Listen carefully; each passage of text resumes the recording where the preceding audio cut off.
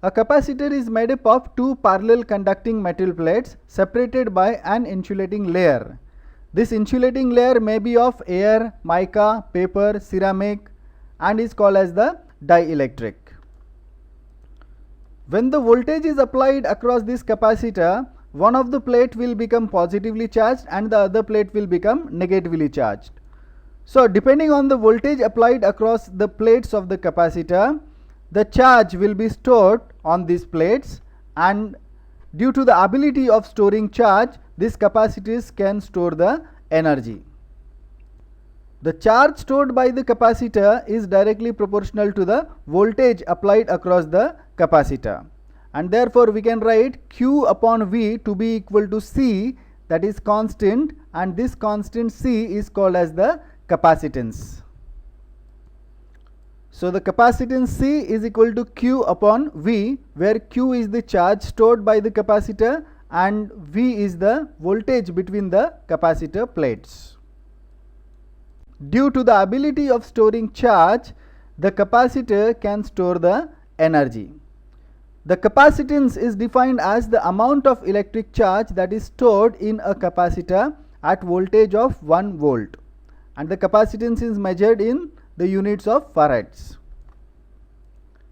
So when you put V is equal to 1 volt, then capacitance will be equal to the charge stored. So we can define capacitance as the amount of electric charge that is stored in a capacitor when the voltage applied across the capacitor is 1 volt. Capacitance of the capacitor is also given by epsilon into A upon D, where epsilon is the permittivity of the dielectric material measured in farads per meter, A is the area of conducting plates, and D is the separation between the two conducting plates, that is D is the width of this dielectric layer.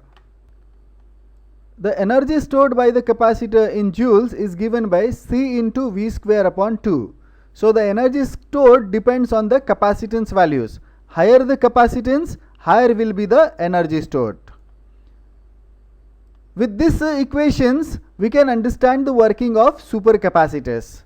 Supercapacitor is the capacitor having very high value of capacitance, and due to high value of capacitance, very high energy can be stored in the supercapacitor.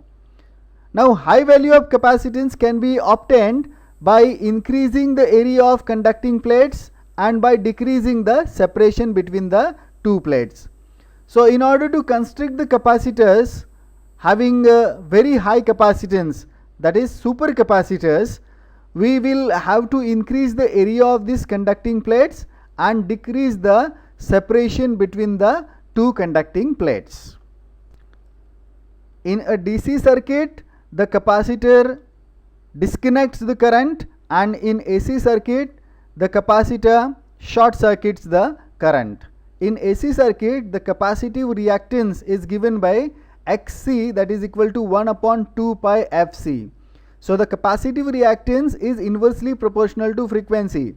As the frequency increases, the capacitive reactance decreases. Thank you for watching this video. If you like this video, then please subscribe to the channel so that you will get timely intimation of new videos uploaded to the channel. Thank you very much.